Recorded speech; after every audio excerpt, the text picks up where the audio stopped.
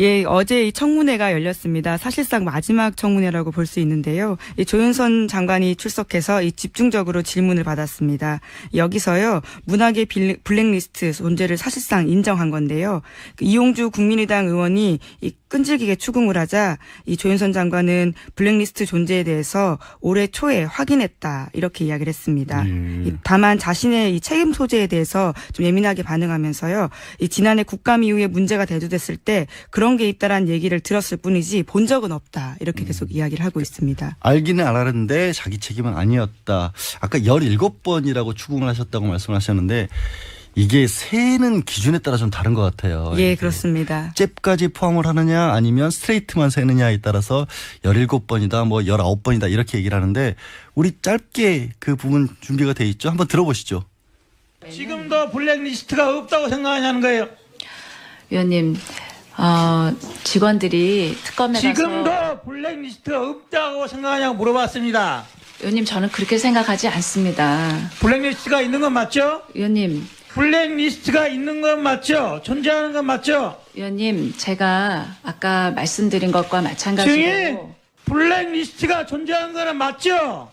제가 그 부분에 관해서 지난번 11월 조윤선 증인 30일에 다시 묻겠습니다. 조윤선 이름이라는 것을 명예를 걸고 대답을 하세요. 블랙리스트가 존재하는 게 맞습니까? 안 맞습니까? 예술인들의 지원을 배제하는 그런 명단은 있었던 것으로 판단이 되고 있습니다. 자, 좋아요.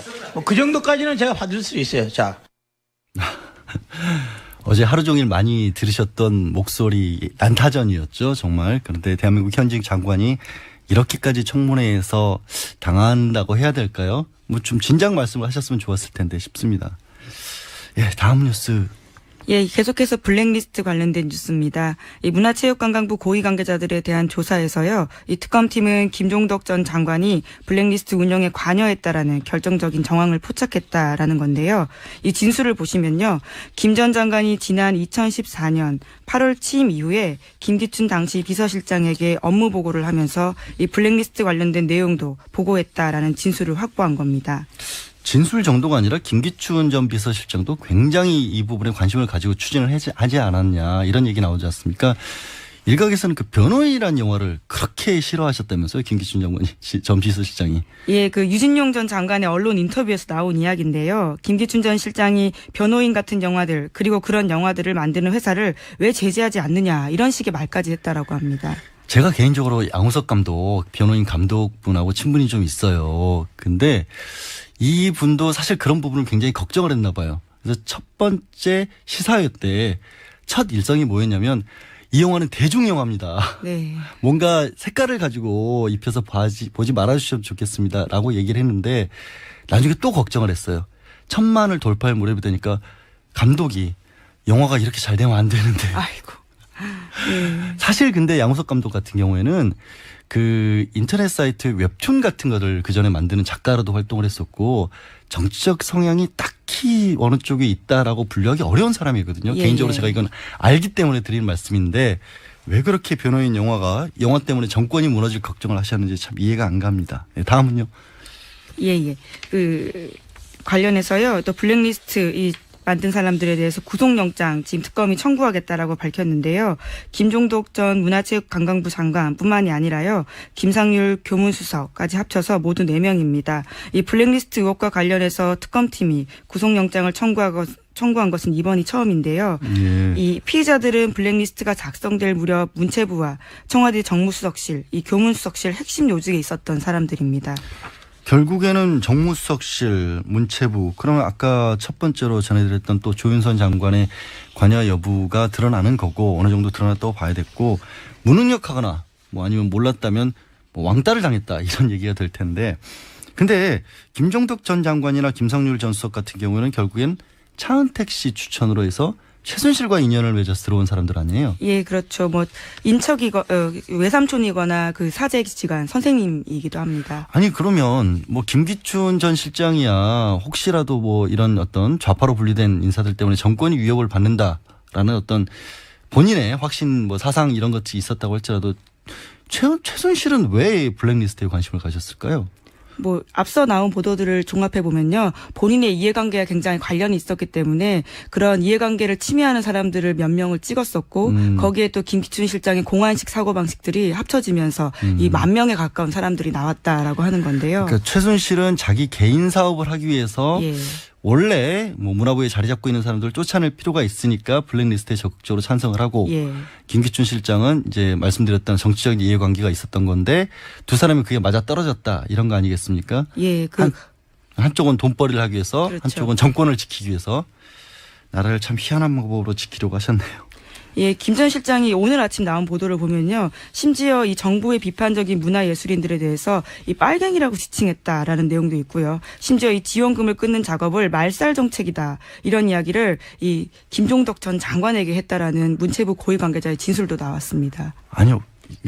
이렇게 험한 표현들을 써가면서 그런 정책 아닌 정책이라고 부르기도 싫습니다, 사실. 근데 빨갱이 같은 거는 법원에서도 이런 표현 쓰지 말라. 이거 표현 자체가 모욕에 해당한다라고 판결까지 나올 정도거든요. 대한민국 사회에서 없어져야 될 부분 중에 하나가 본인과 이해관계 생각하는 것이 다르다라고 해서 누군가를 그렇게 폄훼하는 일인데 국가의 최고의 지도부에 있는 인사들이 그런 얘기를 써가면서 그걸 정책이라고 만들었다라고 하는 게 정말 참, 예, 다음 뉴스나 듣죠. 예, 말살, 적군, 뭐 다 이게 맥이 통하는 말인 것 같습니다. 예, 곧이어서 계속 삼성 뉴스 전해드리겠습니다. 이 삼성 관련해가지고는요, 이 SBS가 어제 최순실 씨가 경로하자 다 해드리겠다라면서 몸낮췄던 삼성에 대한 보도를 했는데요. 네. 좀 자세한 내용들을 설명드리면 2015년 7월에 박 대통령과 이재용 부회장이 독대를 합니다. 그 뒤에 최순실 씨는 이 정유라 씨 말을 사줄 것을 삼성에 요구를 합니다. 그러자 삼성은 2015년 11월에 이 7억 원 정도 들여서요, 명말을 구입해서 최 씨에게 건넵니다. 이제 그런데 이게 최순실 씨 마음에 안 드는 방식이었던 겁니다. 어떻게 뭐가 마음에 안 들었대요? 말이 마음에 안 들었대요? 예, 뭐 말은 굉장히 명마였다라고 하는데요. 살바토르라고 하는 이 말 소유주를 최순실 씨로 해준 게 아니라 삼성으로 등록했던 게 마음에 안 들었던 겁니다. 아, 그러니까 삼성 이름으로 말을 사서 말 예. 주인은 삼성인데 그냥 빌려주는 그런 형식을 썼다 이거죠? 예, 그래서 이 굉장히 경로했다라는 진술이 심지어 이제 특검에도 이렇게 진술에 들어가기도 했는데요. 이제 그러한 최순실 씨의 심기가 안 좋다라는 사실을 이 삼성이 보고받자 이 삼성전자 사장이 독일로 직접 오라고 최순실 씨가 요구를 하고요. 결국은 최순실 씨와 박상진 사장이 2015년 12월부터 한 달에 한 번꼴로 뭐 인천의 호텔 등에서 직접 만나면서 이 상황들을 계속 점검했다라는 겁니다. 박상진 삼성전자 사장 예, 그렇습니다. 말씀하시는 거죠. 올해 뭐 이익만 영업이익만 구조를 남겼다라는 회사의 사장이 네. 결국에는 말을 사주기 위해서 한 달에 한 번씩 만나가지고 예. 최순실에게 당했다라는 얘기인데 근데 계속해서 나오는 게 또 삼성이 피해자 입장에 서려는 식의 보도가 계속 나오고 있긴 해요. 예, 삼성발 뉴스로 보입니다. 그렇죠. 아무래도 삼성발 뉴스인 것 같은데 이게 뭐 사실이라면 굉장히 억울한 거고 한편으로는 대한민국에서 삼성에 갑질을 할 수 있는 사람이 있었다라고 하는 게 또 하나의 또 뭔가 이걸 재밌어 해야 될지 모르겠으나 또 신기한 현상이긴 하고 근데 이런 거는 또 알아두셔야 할 것 같아요. 삼성이 설령 진짜로 그렇게 당해서 갑질에 당해서 말을 건네고 지원을 했다고 할지라도 받는 사람 입장에서는 여전히 뇌물이 될 수 있습니다. 그러니까 주기 싫어서 줬다고 할지라도 받는 공무원은 여전히 억지로 받아냈더라도 뇌물이 될 수 있다는 거 하나 정도는 짚어야 할 것 같습니다. 일단 다음은요. 예, 계속해서 삼성 관련된 보도인데요. 이 특검이 이재용 부회장이 재작년에 이 대통령 독대 전부터 최순실 씨의 존재를 알고 최 씨에 대한 지원을 직접 챙긴 정황을 파악했다. 이렇게 밝힌 건데요.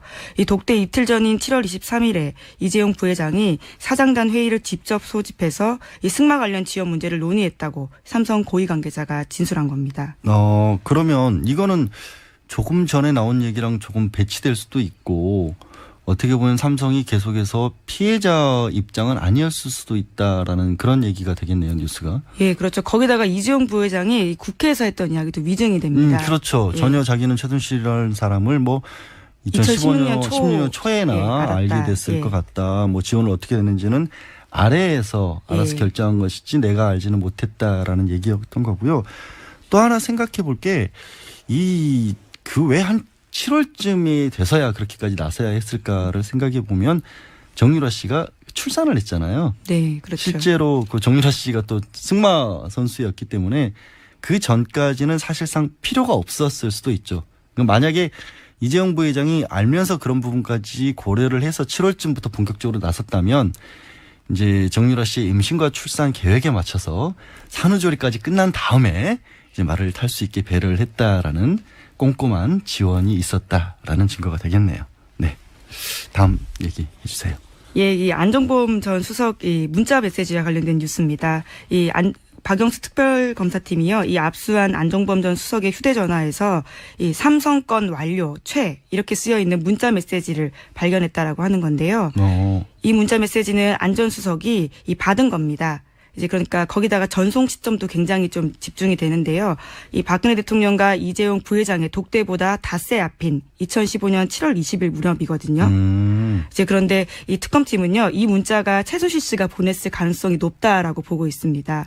시점도 그렇고 최라는 표현도 그렇고 만약에 그러니까 최순실 씨가 보낸 거라면 지금 이제 최순실 같은 경우에는 계속해서 안종범 수석의 공모관계를 부인을 하고 있죠. 모른다. 아예 모른다라고 하고 있어서 그걸 부인하게 되면은 나는 공무원도 아닌데 무슨 직권남용을 할 수 있냐. 지금 공소장에는 다 공모관계로서 돼 있으니까. 네. 근데 그거를 깰 수 있는 강력한 증거가 될 수도 있겠네요. 예. 또 그 다음은 어떤 거죠? 예, 이 박근혜 대통령이 야당 의원 낙선운동 지시했다라는 저희 시사인 보도인데요. 20대 총선을 앞두고 박 대통령이 야당 국회의원의 실명을 거론하면서 낙선운동을 지시한 것으로 드러났다라는 겁니다. 이 근거는요, 안종범 전 수석의 수첩인데요. 이 시사인이 입수했던 안종범 전 수석의 업무 수첩을 보면요, 그 2016년 4월 13일 VIP라고 쓰여 있고요. 여기에 이 야당 법 발목 의원 홍종학, 김기식, 의원별 발언 활동 자료, 낙선운동 의원 공격 자료 정무수석 이렇게 쓰여 있습니다. 그러니까 지금 의원 두 사람을 콕 집어서 예. 낙선운동을 해라, 떨어뜨려라라고 했다는 거잖아요. 이건 선거법 정면으로 위반한 거잖아요. 네, 그렇게 확실하게 보이는 좀 정황들이 메모에 쓰여 있는 겁니다. 근데 그것보다 더 충격적인 게 이게 시사인 보도인데. 아, 충격까지 받으셨습니까? 아니 홍보수석이 시사인에서 나오셨는데 뭐 하나 얘기해 줘봐요. 그 안수석 또 수첩 관련해서 또 어떤 게 있는지. 왜냐하면 이게 예. 안종범 수석의 수첩에 관해서는 언론에서 굉장히 보도를 많이 했는데 예. 전체를 입수했다는 거 아니에요. 이 형사 사건 관련한 부분. 예, 저희가 지난주에 이 부분들 입수해서요. 사실은 이 내용들을 다 본다고 좀 굉장히 바빴었는데요. 이게 총 이 400여 쪽 가까이 되는 분량입니다. 이 앞뒤로 내용을 써놨는데요. 400쪽 뭐 보려면 볼 수 있겠다 생각할 수 있겠지만 굉장히 글씨가 악필 혹은 뭐 흘려 쓴 부분들이 많아서요. 일일이 팩트들을 확인하고 그때 어떤 일이 있었는지 정황들을 체크하는 게 좀 바빠서요. 그러니까 바빠서 얘기를 못 해준 거예요. 온라인이 릴리즈 될 때까지 말씀을 못 드렸던 점은 좀 양해를 부탁드립니다. 하나만 얘기해 줘봐요. 그래도. 아, 예. 제가 좀 눈여겨봤던 부분은요, 이 삼성과 관련된 부분입니다. 이 2015년 7월 25일 대통령과 이재용 부회장 독대가 있었던 날, 네. 어떤 메모가 있었는지 좀 유심히 봤었는데요. 거기 보면 이 대통령의 지시 말씀을 쓴 안종범 수석이 첫 번째로 써놓은 1번, 이 삼성과 관련해서 삼성이라고 써놓고요. 네. 1번 승마협회, 2번 문화체육재단, 3번 창조센터 이렇게 적어놓는데요. 창조센터는 이 창조경제와 관련된 네. 부분입니다. 이제 그런데 이 본인이 계속 관심 가졌던 이 문화재단이나 K스포츠재단이나 미르재단 그리고 창조경제보다도 승마협회가 앞에 있었다라는 사실이 저는 굉장히 눈에 띄었거든요. 그러면 정유라 씨 말 사주는 게 대한민국 창조경제보다 1번이었다는 얘기잖아요. 이 국정기조보다 앞섰다라고 이해할 수 있는 부분이죠. 그럼 뭐로 어떻게 해석해야 되죠 그거를? 정유라 씨를 굉장히 아꼈다. 아, 정유라 이렇게. 씨를 굉장히 아꼈다. 뭐 그렇게 이해할 수 있을 것 같습니다. 대한민국보다 정유라가 중요했다. 오케이, 알겠습니다. 네, 다음. 예, 이 동아일보 보도인데요. 이 3대 국정기조도 최순실 씨와 함께 설계했다라는 이야기인데요. 이 부분은 정호성 전 비서관의 휴대전화 녹음 파일에서 나온 겁니다. 이 녹취록에 따르면요. 대통령이 취임식을 앞둔 2013년 2월 중순에 최순실 씨와 국정기조에 들어갈 표현을 논의하는데요. 이 굉장히 내용이 좀 자세합니다. 박 대통령이 최순실 씨에게 창조 문화로 할까, 문화 창조로 할까 이렇게 의견을 구하자 이 최순실 씨는 문화체육 융성으로 하자 이렇게 이야기를 하고요. 예, 그러자 박 대통령이 표현이 너무 노골적이라면서 그러면 역풍 맞는다 이렇게 해서 이 문화융성이라는 표현으로 합의를 봤다라는 거고요. 이 게다가 경제 부흥이라고 하는 이 3대 기조 중에 한 내용은요. 순전히 최순실 씨 아이디어가 반영이 되어서요. 실제로 2013년 2월 25일에 이 정부의 3대 국정기조가 나오게 됩니다. 그러면 이게 창조 경제 어쩌고 했던 게 뭐냐라는 게 굉장히 궁금했었잖아요, 다들. 근데 창조경제가 결국에는 최순실 씨 작품이었던 거죠. 예, 함께 논의했고 사실상 최순실 씨가 굉장히 많은 아이디어를 냈다. 이게 뭐 표현 정도가 아니라 문화영상 같은 경우에는 원래 대선 과정에서는 거론이 안 됐던 게 왜 예. 갑자기 대통령 취임 이후에 나왔느냐라는 부분도 요즘 돌아보니까 궁금증을 낳았었는데 그때 이렇게 논의를 해서 나왔던 것으로 알면 되겠군요. 예. 알겠습니다. 그 다음은요. 예, 이 최순실 씨가 2013년 당시만 윤전추 전 행정관이요. 이 지난주 헌법재판소에 나와서 최순실 씨 의상실에서 처음 봤다 이렇게 이야기를 했었거든요. 2014년에 처음 알았다는 건데요. 그런데 그 관련된 반박 증거가 나왔습니다. 어제 국회 청문회 조사에서요. 장제원 의원이 밝힌 크리스마스 카드인데 그거는 최순실 씨가 2013년에 당시 호텔 헬스클럽 트레이너였던 윤전추 행정관에게 이 전추 씨 새해에는 꼭 시집 가세요. 이렇게 덕담을 건네는 등 친분을 과시했다라는 겁니다. 이게 덕담이 아니죠. 사생활 침해지. 이게 가까운 분들한테 자꾸 결혼해라 이런 얘기 하면 얼마나 스트레스 많이 받는데요. 이거 함부로 해서는 안 될 얘기를 한 것 같네. 근데 시가라는 말을 그렇게 아무한테나 하는 말은 아닌 걸로 알고 있습니다만은 모르겠습니다. 그다음에 국정교과서 관련해서도 뉴스가 나와 있다라고 어제 제가 잠깐 봤는데 또 예. 편찬 기준을 반영을 해야 하라 이런 얘기가 나와 있어요. 예, 그렇습니다. 교육부가요, 이 중고교 국정역사교과서의 편찬 기준을 검정교과서에도 반영하겠다 이렇게 밝혀서요 논란이 일고 있습니다. 이준식 사회부총리 겸 교육부 장관이 어제 이 황교안 대통령 권한대행에게 이러한 내용을 포함해서 2017년 업무 계획을 보고했다라는 거고요. 이 교육부는 검정교과서 집필 기준을 이달 말까지 완성해서 발표하겠다라고 밝혔습니다.